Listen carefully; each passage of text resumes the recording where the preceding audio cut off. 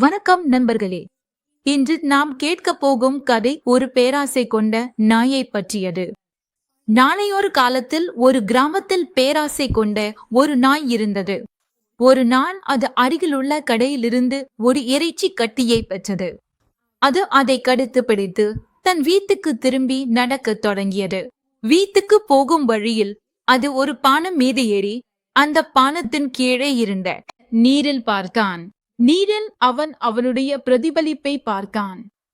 நீரில் இன்னொரு நாய் இருப்பதாகவும் அதன் வாயிலும் இறைச்சி இருப்பதாகவும் அவன் நம்பினான்.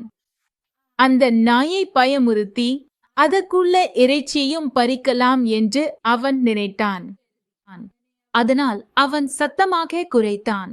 குரைக்கும் போது அவரது வாயிலிருந்து இறைச்சி நீரில் விழுந்தது.